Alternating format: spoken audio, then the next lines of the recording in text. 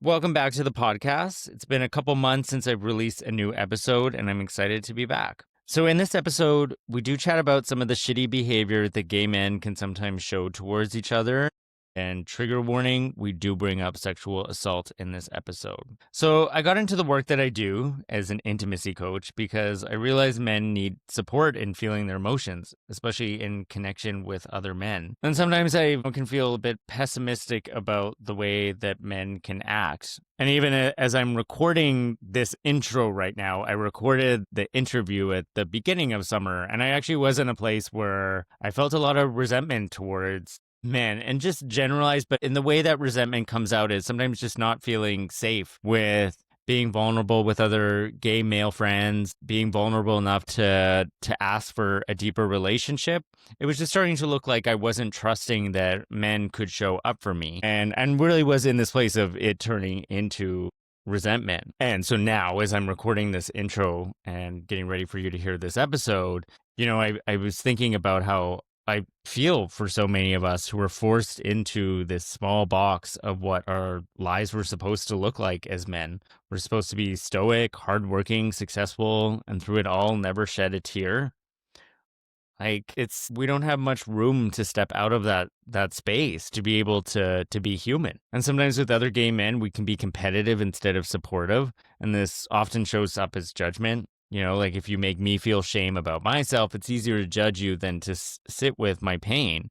I've really been trying to practice that of when I do feel that judgment come up, to be able to sit with what is it making me feel about myself and be able to just let that emotion move through me. But I do believe what we're missing most is community and belonging. How can we ever truly be ourselves with each other if we don't feel safe? If we don't even know what that has ever felt like in our lives, maybe just ourselves or with another guy, whatever, maybe it was our dads or brothers or best friends. It wasn't something that was encouraged for us to do as men. So my hope for men is that we can become softer, more open, and more compassionate, because the world definitely needs men who can lead with more empathy. This is Mask Off for Mask, and I'm Vance.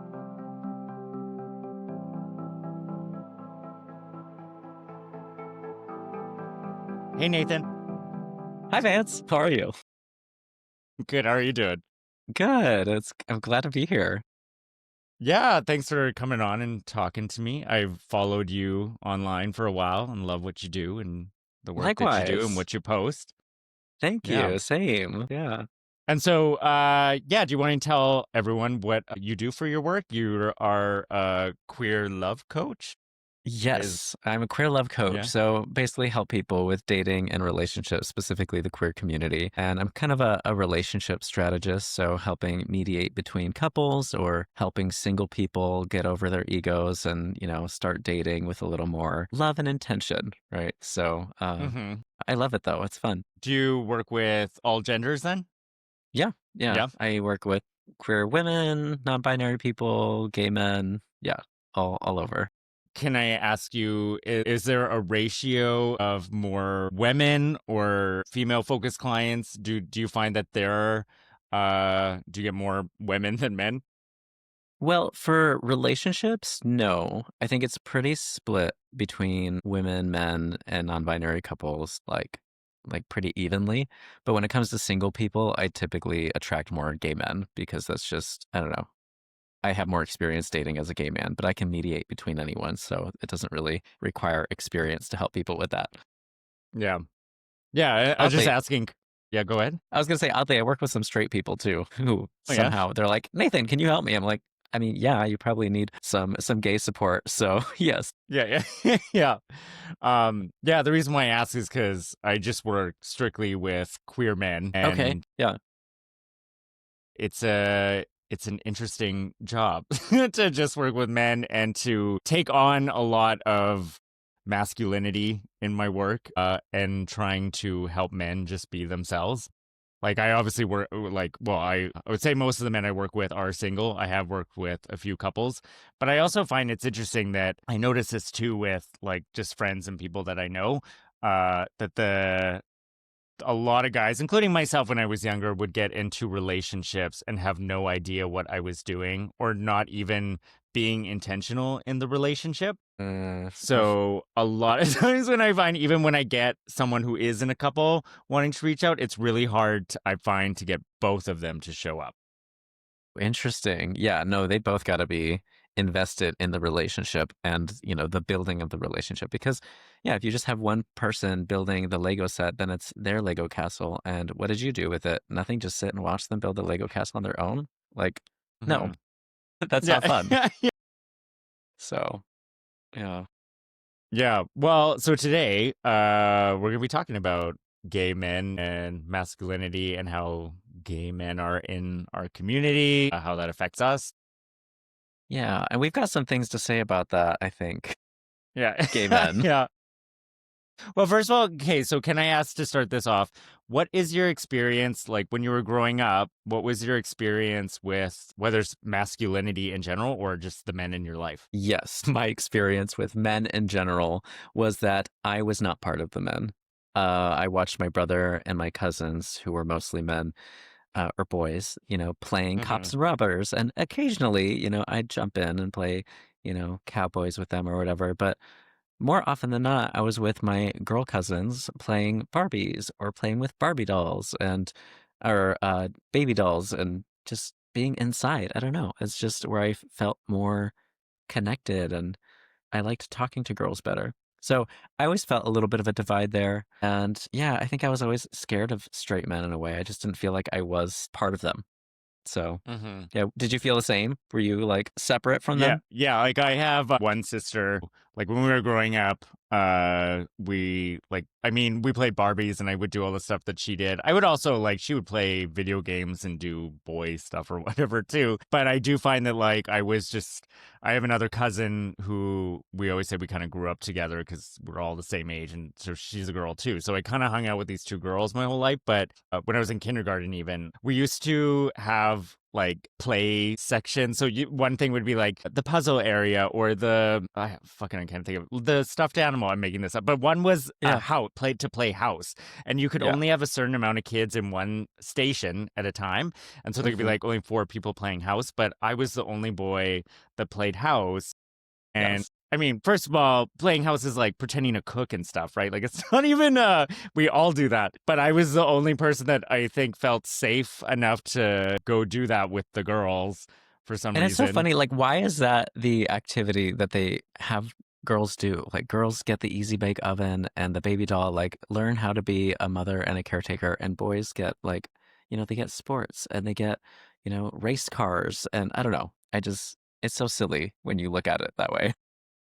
No, it's like it's so stupid these rules. But like so I'm from Saskatchewan. Do you know where that is? No, where is that? So Saskatchewan's like Western Canada. Have you ever heard of Alberta? No, what's Canada? Yeah. I'm just kidding. I'm So sorry. yeah. It's So messing with you. do you know where Vancouver is? Yes, yes, that I do Yeah, so know. West Coast, right? And so Okay. we're a couple Yeah. provinces in, but Okay. Saskatchewan's like I don't know. I don't want to say like it's like the south of of Canada, but it's like Yeah. it's very conservative. Like it's a Okay. politically conservative province.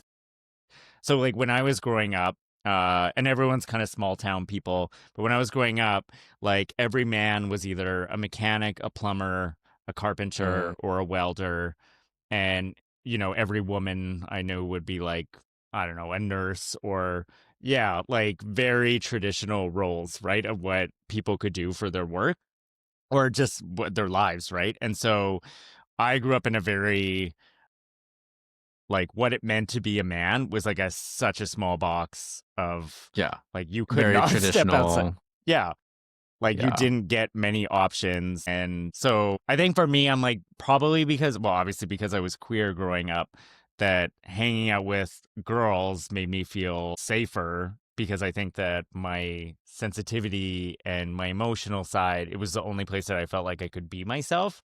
Yes. Oh, I felt that too. Like, and this is why I love women, is because I feel like Hmm. they were some of our first like allies and like they were Hmm. always so welcoming. And I'm like, thank you for being my friend in kindergarten on the playground when I didn't know who to talk to. But, it's interesting that you feel like you grew up in more of a conservative area. Feel like where I grew up is a town called Escondido, and it's a city, but it's like maybe 100 25 to 150,000 people. So it's a decent size, but I feel like it was pretty balanced, a little bit more conservative. But my mother was very much like the matriarch, head of household. I mean, my dad still did like the breadwinning of the family, but my mom was very vocal. She made lots of decisions, and so she kind of was in charge. Anyway, so I saw her being this strong, independent feminist woman. In a way, she would deny that to this day that she's a feminist, but I saw her that way. Uh, And so it kind of gave me permission a little bit to like push the boundaries and be like, well, I get to be who I want to be. mhm. So I felt like I had a little freedom there. Hmm. So now in your life, what are your male friendships or the men in your life? What does that look like for you? You know, since living in San Diego, I would say most of my friendships are with queer people. And then I have some straight women in my life that I've been friends with for a long time. My two straight male friends moved to Arizona and I grew up with them. And so I don't get to see them as often, but I still love them very dearly. But I just haven't been in environments where I just meet straight men and I'm okay with that. Yeah, I was gonna say the thing about like straight men or whatever. It's funny because like a lot of gay guys probably especially will say like, oh, the straights, I don't want to go as too many straights there. But I find that I've, especially because like living in Toronto, the the straight men even are a little bit different than the men that I grew up with. Like I was thinking about this the other day where I was just noticing that like masculinity and the way that it looks like in the city is like very much about making money, like being successful, making money, going to the gym every day and stuff. Where like masculinity where I grew up was like getting into bar fights, like going to jail. I don't know. It's like that were like so much more intense. And so I actually find when I'm around other straight men in the city, I feel like sometimes I feel safer than if I am in a group of gay men.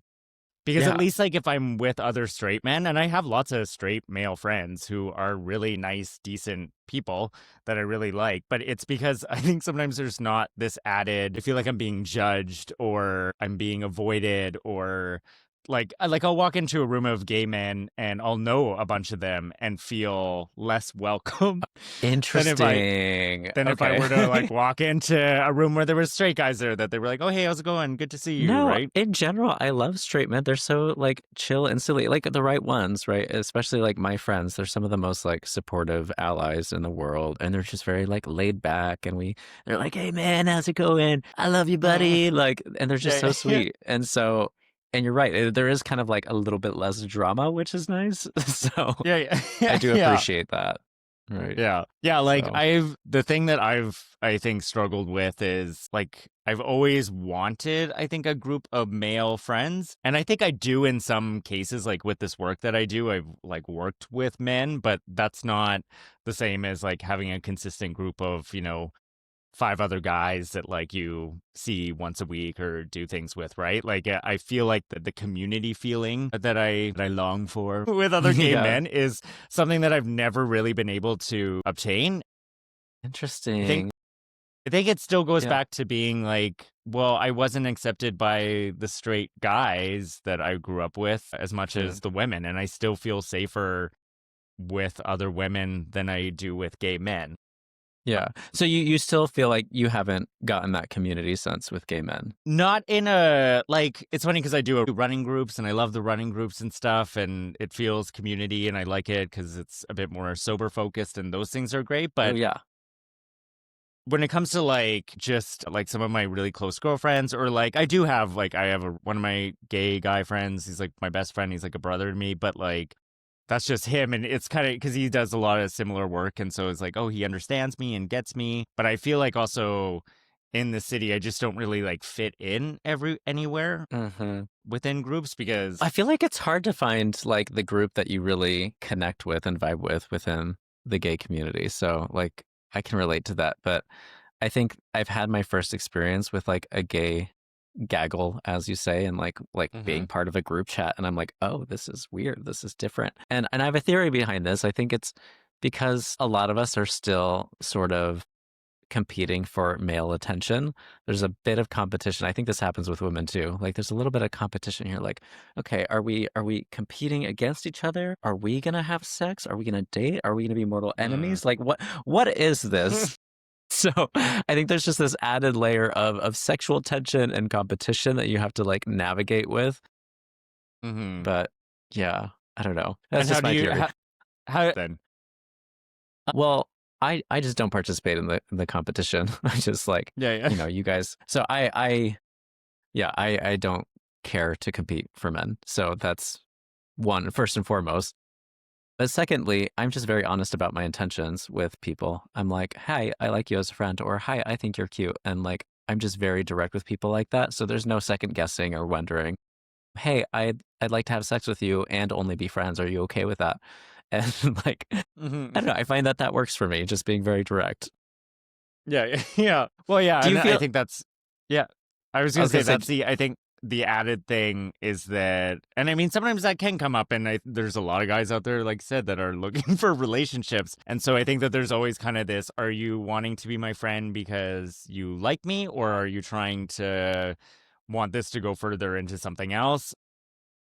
yes, And like for both. me, yeah, yeah. And a lot of times I'm like, for me right now, my intention is like, I want to make friends. I'm not looking for a relationship. And so no matter who it is, I'm always just looking for closer friendships. I think sometimes I get, because I have had it before where, I've wanted just a friendship and the person pulls away. Like, oh, well, Mm, then there's nothing really there for me. And so I've always kind of felt this sense of, I want to be loved for who I am, not for what you can get out of me, if that makes oof. sense.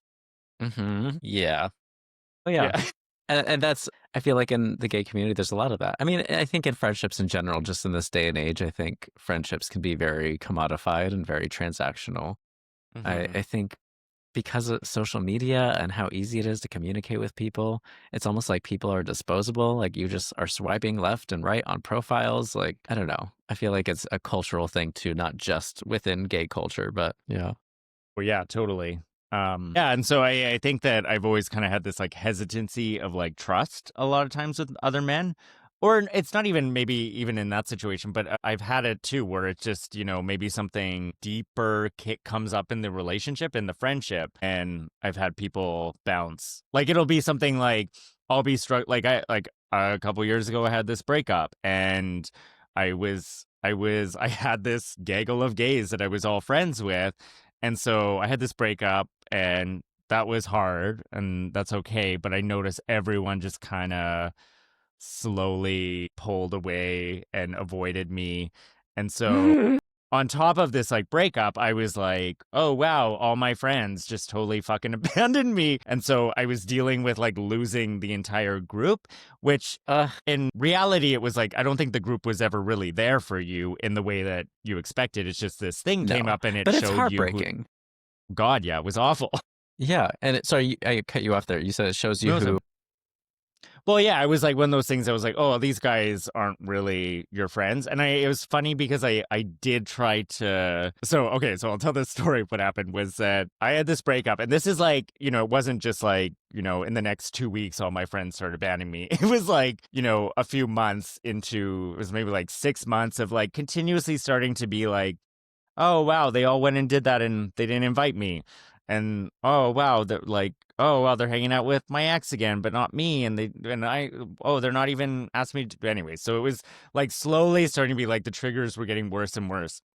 And then there was an incident where everyone got together for like a birthday party with especially someone who I considered was a close friend and someone that I did have a meaningful friendship with, and they didn't invite me to this party and like purposely didn't invite me because it was like the day of that they were like, yeah, we'll just meet you later. And so it was like when I found out that there was this party, which by the way, everyone was posting about it on social media. And I was No. like, you idiots, like I'm gonna see this. And so I was See, I so feel like.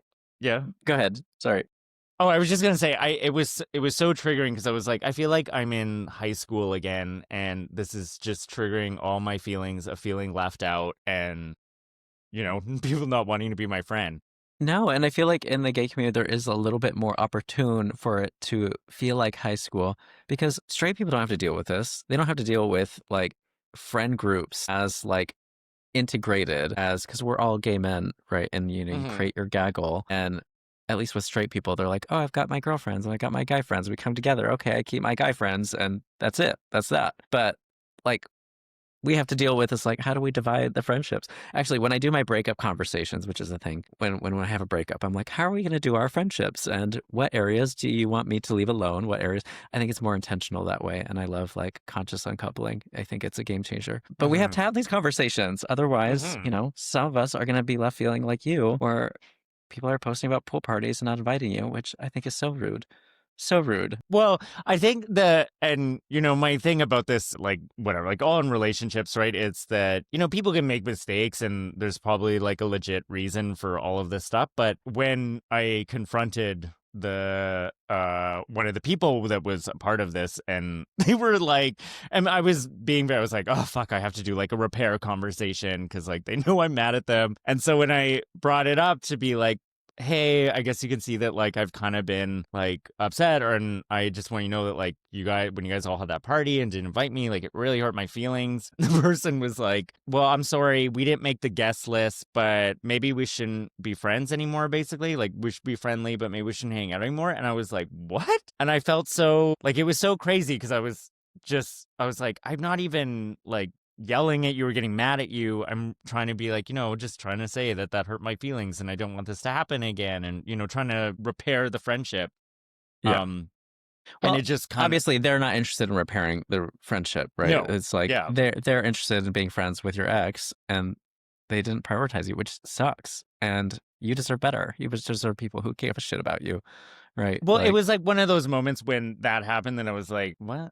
Like it wasn't even, it was like, okay, well, there's my answer of like, okay, well, I don't really want to be friends with you either. Cause like, also, I will say when we talk about like this feeling like high school is like, I mean, all this stuff is valid and feelings get hurt in all these situations, but it's like, okay, if we can't like get through because someone not getting invited to a pool party and get over that through a like healthy conversation, and like what depth is this friendship ever going to get to? Because like, yeah, you know what I mean? it's not. It's Yeah. not at all. Like if they can't, I think it's really like they couldn't handle the two exes being at the same party together. Like, I'm sorry, get over it. Like, Yeah. And I mean, maybe that was the reason. I don't know if that was or not. I never really found out what exactly was the reason, but it's one of those things that I was like, okay, well, whatever. Just like yeah, that no, that's a answers what bummer. I've been thinking. Yeah. No, I mean, gay friendships, they can be very tricky. And then, the cattiness on top of it. But overall, I love my gay friendships. I think it's like a place where, I don't know, you just can let loose and like be totally yourself most of the time if you got your right group. And they've been very healing and restorative, especially when it comes to like my relationship with men. It's helped repair trust in men through gay men, the right gay men. Yeah. Well, I think, it's, when you mentioned before about like queer friends, I have this thing where like for myself, I'm a gay man, but I also probably more identify with queer because I feel like I do have fluidity in my femininity and my masculinity. And I feel like it encompasses all that I am. But I know Same. that like, there's a lot of gay men who would not identify as queer. And some of that is a generation thing with the word. I know that. But there's also just a lot of gay men, I think, that would not see themselves as having that fluidity of maybe even their gender or the way that they think about trans people or other women, right? Yeah, because they're so attached to their masculine identities. I mean, Hmm. I mean, we can get into some of this internalized misogyny, but Yes, like, let's. ugh, Vince, like, why? Why we're gay? We don't have to abide by these gender stereotypes anymore. That is the beauty of being homosexual or queer, right? Which they won't admit to, but it's the beauty of having same sex attraction is that you don't have to abide by these rules that were laid out in society. And I think a lot of gay men are scared to explore what that means for them that they won't even give themselves the opportunity to be like, okay, well, what is it like if I don't dress this certain way, if I don't talk in a deeper register and like all the bros and mask up a bit or present more masculine leaning? And it's because they're so afraid of for their safety, and understandably Hmm. so. I Yeah. get that. But they're so attached to their masculinity in a way that I think is harmful to trans people with their rhetoric that they use. Like, probably the same guys that don't want to include the T in QIA in LGBT. And also just the way that we treat each other, like this mask for mask, this anything that's feminine, ew, gross, like no femme guys. Like, I can't deal with any of that. I'm too old. I'm 33 now. I have no patience Yeah. for it. Yeah. Yeah, I mean, I also I feel like my experiences with like I think when I was younger, I think that there was a part of me I can understand this feeling of wanting to be accepted by that masculine man and or to be like that, right? Like I understand the feeling of like we all every man, not even just like gay guys, right, grew up with this idea of what masculinity looked like. You want daddy And to be proud. yeah, Okay.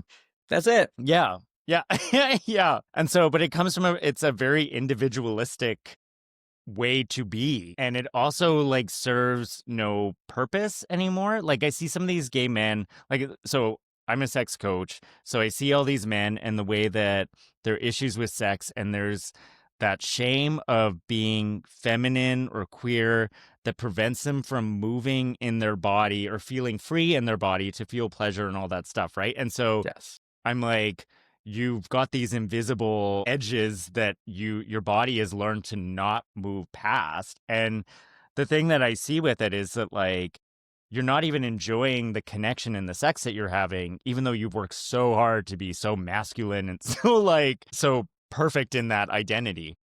Yeah, because they're performing gender, right? They're Hmm. putting on the act of, I'm gonna show up as a big, strong, masculine guy, and I'm gonna give them a good lay, and they're gonna be so pleased with the pleasure that I give them, and they're not even like present with the connection, and it's Hmm. so silly. But I want to break down everything that you just said because I see Yeah. this in relationships too. So basically, you're noticing that there's like a barrier for people for men to be able to experience sex in a more embodied way and being present with that. And so these invisible barriers, it's how I see it is like shame around being perceived as feminine, being perceived as weak, being perceived as a woman. So all these things, like the worst thing in the world for a man to be called is, you know it, say it. A woman, a No, faggot, or what well, actually that faggot, yeah. yes.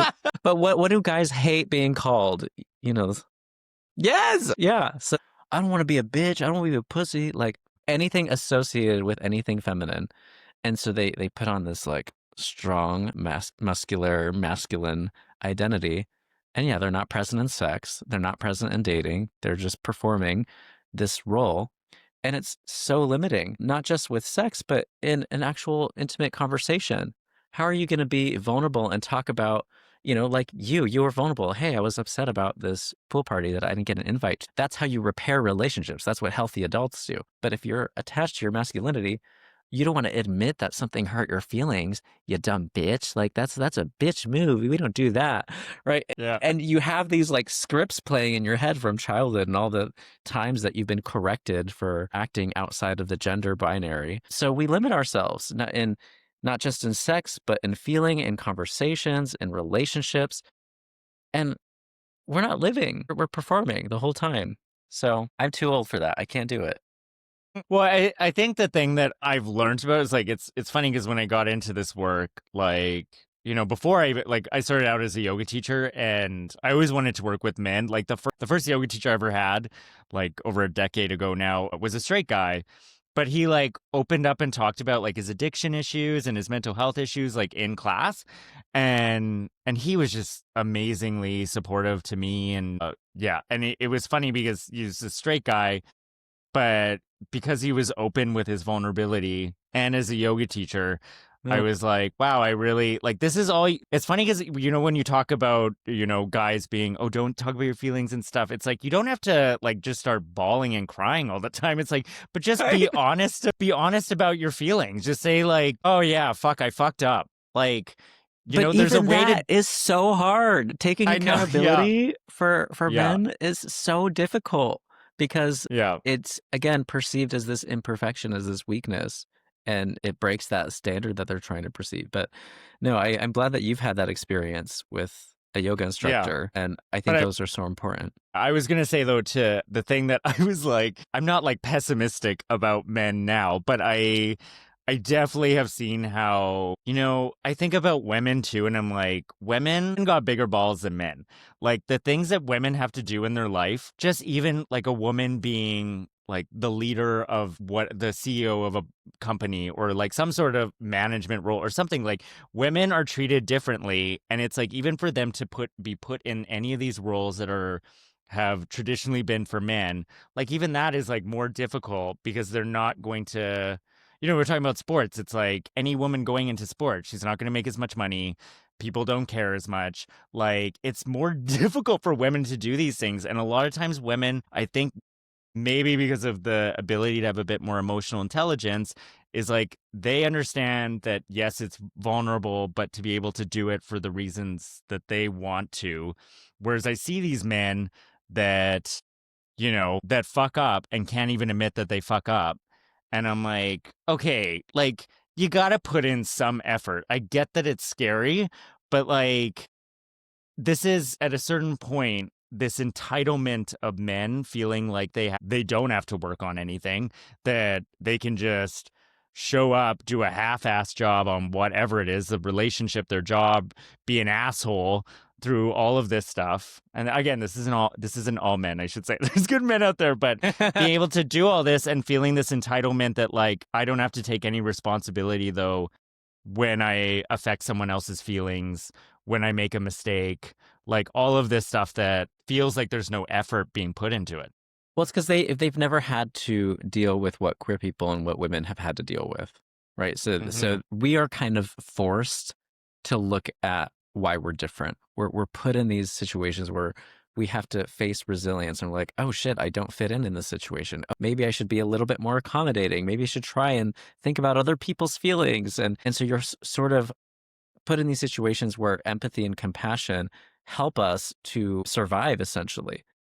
Men have never had to do that. Most men, I think, generally speaking, they aren't put in situations where they have to do that. And the ones that are, you can immediately tell the difference because they are more compassionate, they are more loving, they listen.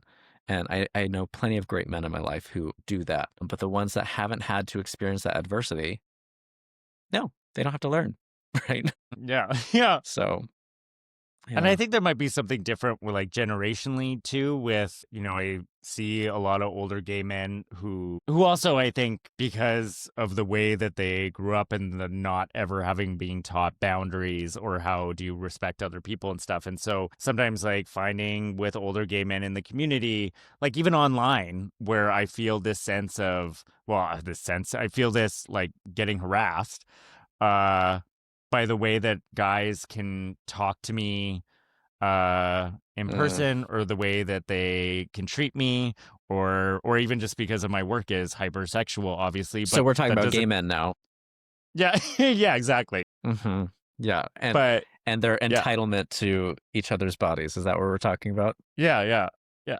Yeah. Uh-huh. Uh-huh. Yeah. Yeah. The entitlement of men, yes, in general. Yeah. What is I've got it too. yours? We've all got to unpack our own entitlement, but no. Yeah, sorry. I'm ready to go. Where are we going with this? I was gonna say, what is your experiences with other gay men and the way they treat you that's felt negative? Okay, my first experience at a gay bar, I was just this like 19-year-old twink, and just I'm sorry. No, I must have been 21 because I was at an actual bar. So I was 21-year-old twink. Go in there. I'm talking to this guy and we're having good banter. One of the first comments he says to me is, you could really work out your chest a little more. What? For whom? You Yeah. think I'm gonna work out my chest so that you can be a little bit more attracted to me? Like, fuck you. Yeah. Yeah. Sorry. So that was like one of my first experiences. This was back, oh gosh, probably 2012. So this is a while ago. I think things have improved significantly since then. But, I've also been a survivor of sexual assault, actually, probably the following year. And so men feeling entitled to their body, even if they're getting a no and a no repeatedly, and still being like, oh, well, he must still want this. Right. And so that that I think is something that we don't talk about enough as a community, because we are, as a community, twice as likely to be victims of sexual assault, and we don't talk about it. And I can go into the number of reasons why. Yeah, but but I'll stop there. Just yeah. Well, or just to name a couple, or for why do you think that people don't talk about it?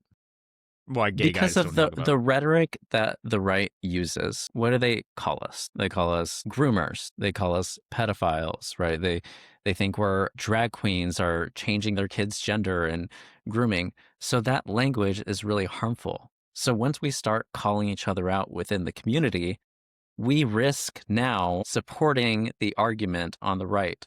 And so people don't want to call out their own community. Oh no, but like now I have to admit that maybe that we do have some problems.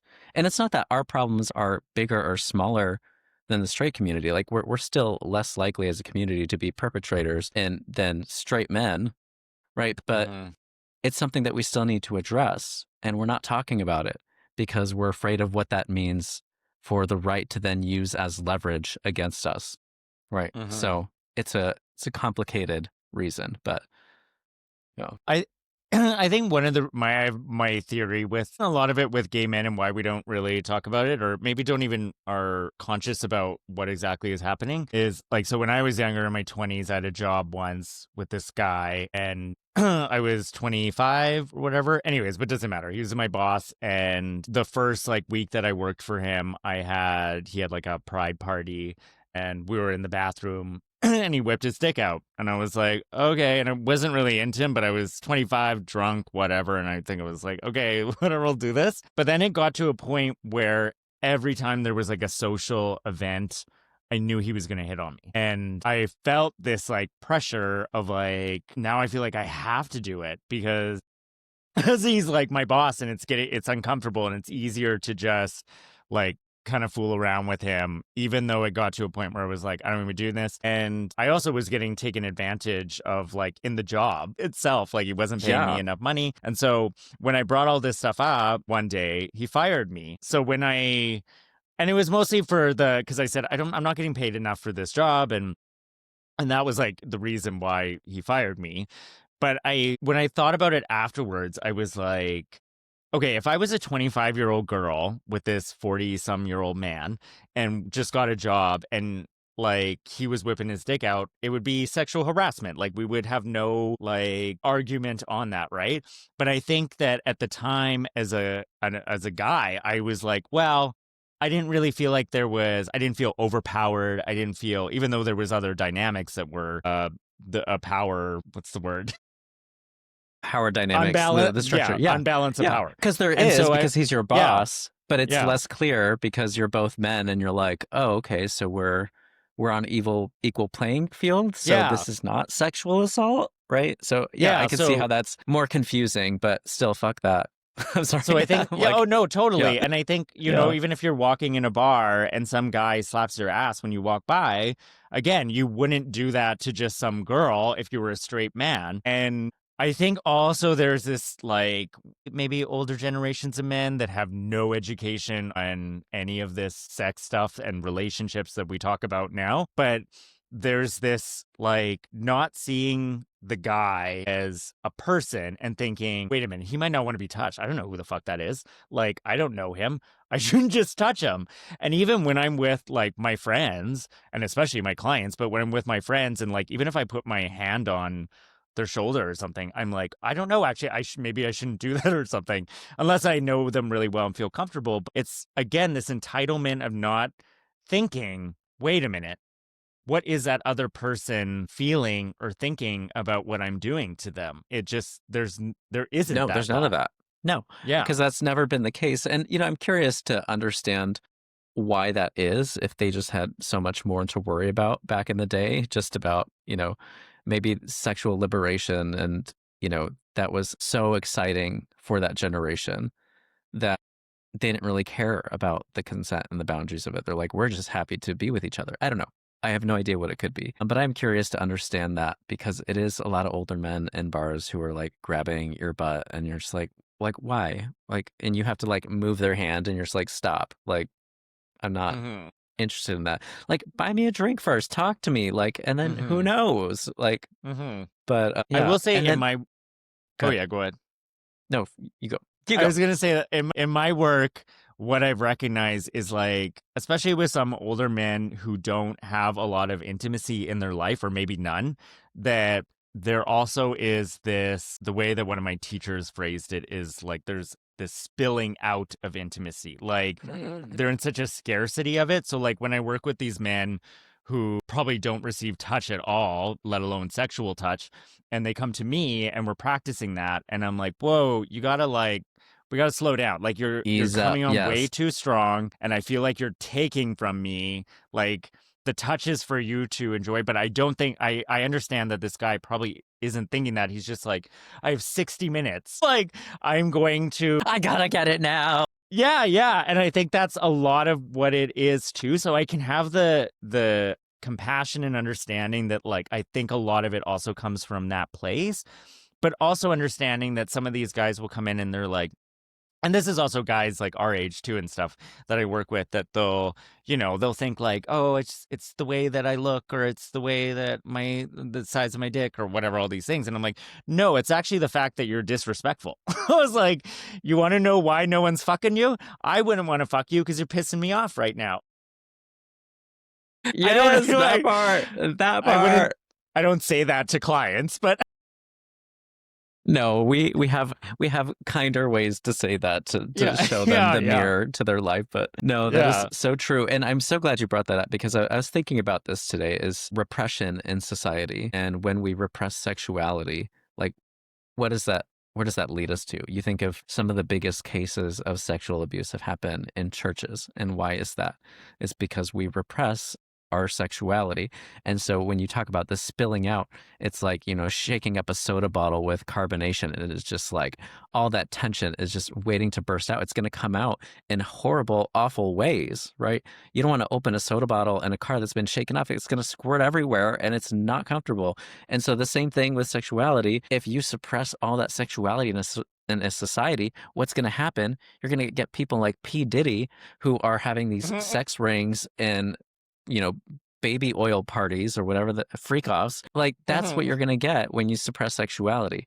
And people don't see that. They see, oh no, people are sexually liberated, talking about orgasms. Oh no, people are transgender. Oh no, that's ruining society. No, actually, that's helping free society, so that we can actually do this intentionally and with love and with consent, versus the opposite, having to do it in hiding and with shame and secrecy, and coming out in entitlement and assault and awful, horrible ways, which I don't need to go into detail about.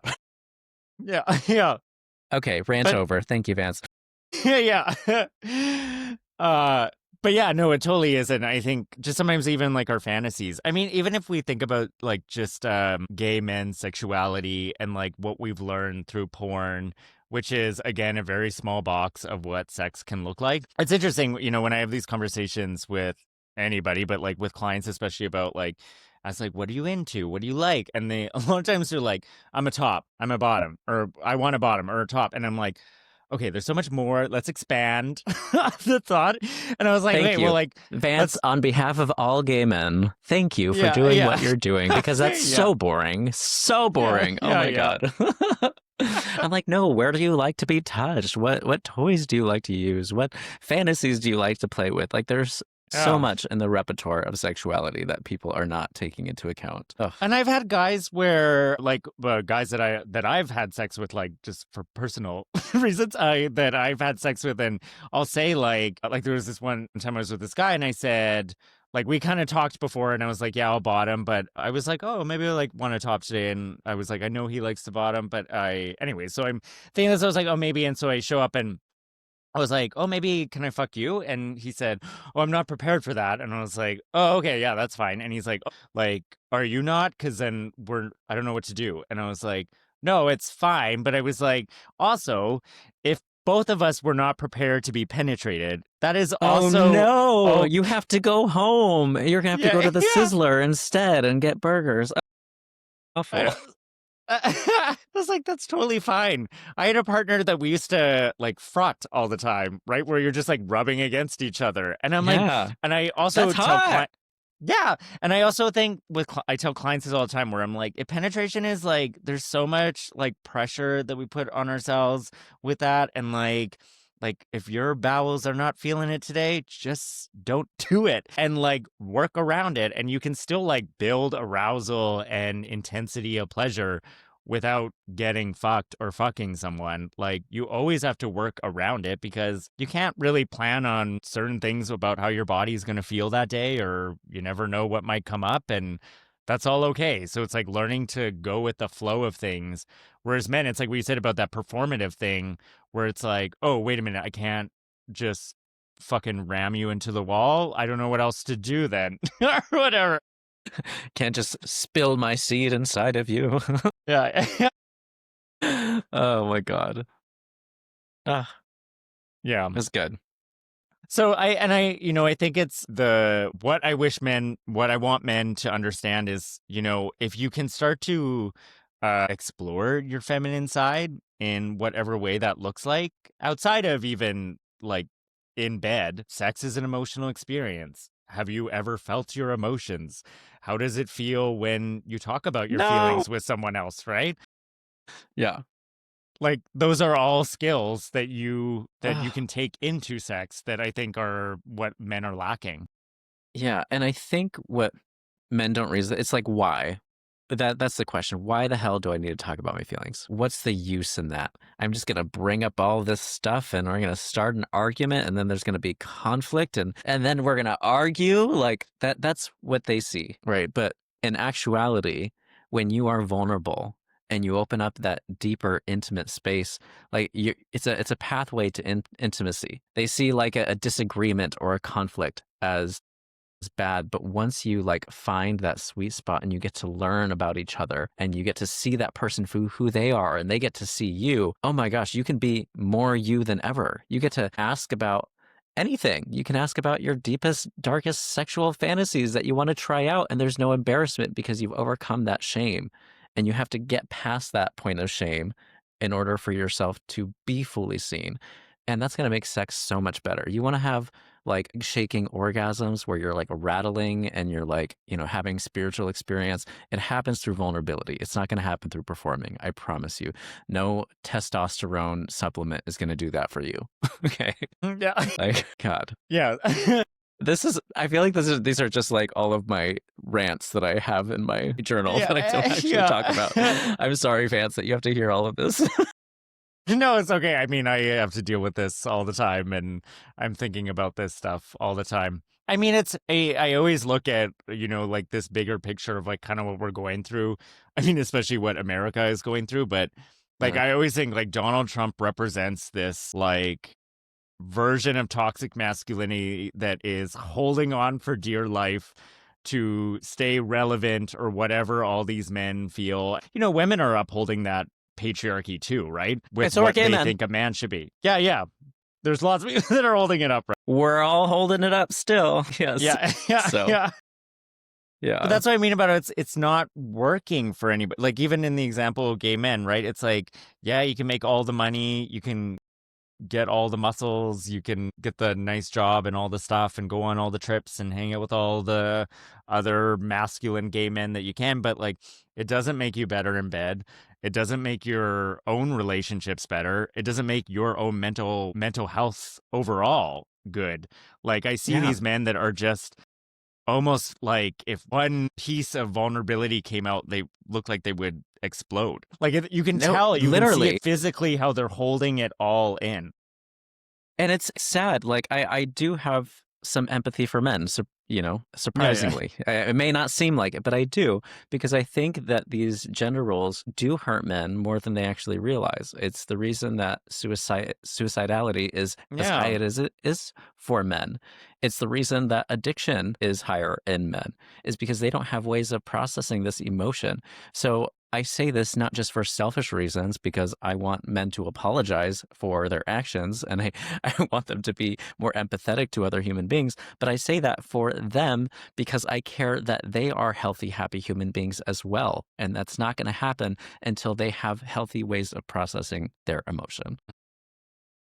If I had a I microphone, I'd want drop it. to Yeah, yeah. Yeah, yeah. I mean, that's all so true, right? I want to try to like end on a positive note towards men, but Yeah, what what do we like about women? I'm just kidding. yeah, yeah, yeah, yeah.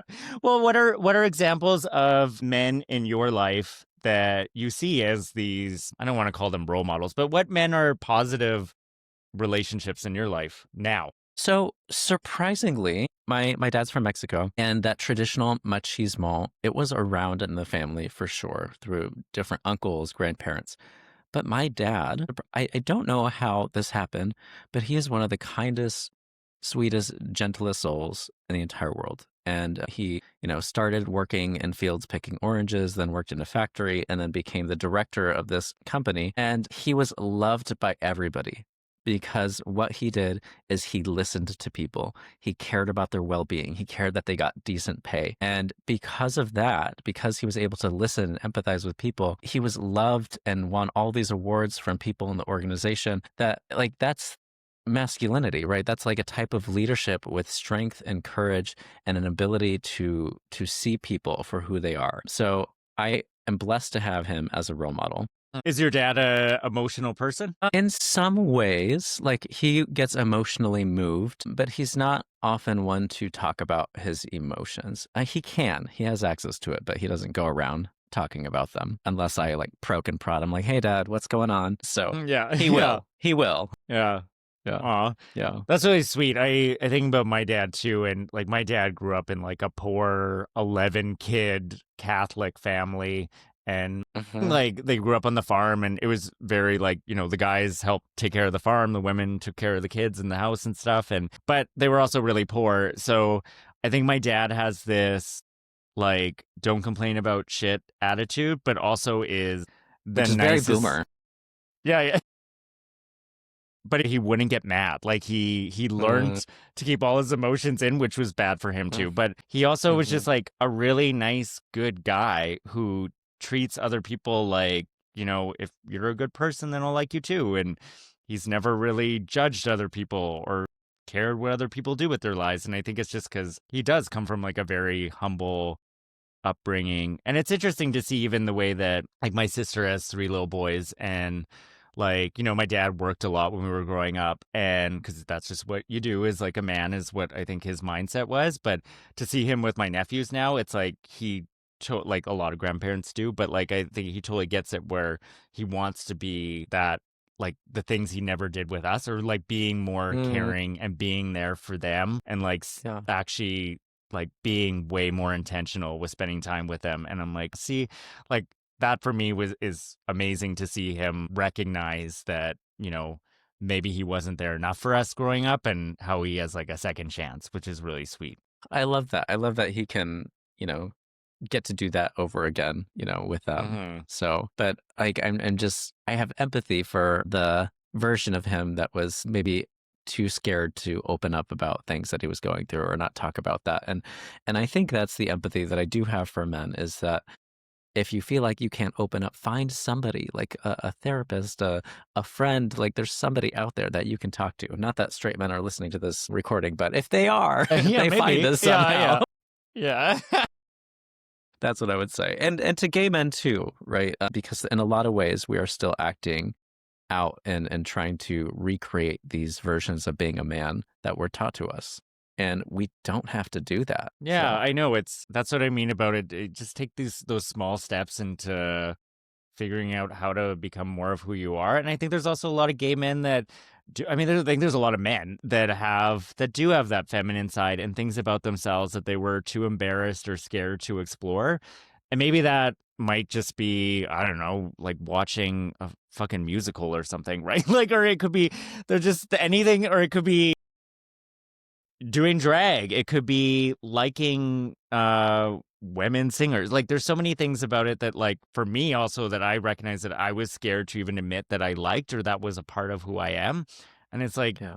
it's really just starting to explore it, and also finding the people that will support you in being everything that you are, and not expecting you to just be this man that Yeah. you think that they expect of you. 100%. And that actually, for me, that was the difference between finding a gay friend group and a queer friend group, and is a huge difference. I was like, oh yeah, queer allows me to be a little bit more expansive in how I present myself and who I'm attracted to, versus the stereotypical gay friendships, which are valuable. No shame, no shade. Love my gays. So Yeah. yeah. Yeah. Okay, well, I have one more question just for you, though. What are you excited for most in your life right now? What am I excited for most? Oh, this is so basic of me, but I'm excited for Miley Cyrus's new album to come out. Yeah. Yeah. Well, do you like her new music that she's come out with? I don't know. Well, it comes out tonight at 9:00, so her whole album. Okay. I think I'll have the first few singles were decent; they were fine, but I'm hopeful for the album. So I will find out tonight at 9, and I will let you know how I feel about it. Yeah. Either way, there's got to be at least 1 or 2 good tracks on there, so I don't mind. Yeah. Don't worry. I am like a diehard Madonna fan, and she's released good albums, bad albums. Like, but Miley Cyrus, I'm sure, will be fine forever. Yeah, and you stay through with your divas through thick and thin. Yeah. So, yeah. Well, what are you excited about? What am I excited about? Oh my God. I'm excited for this summer. I'm making more an intent to like focus on just having fun. It sounds like stupid, but I have no fun is not stupid at all.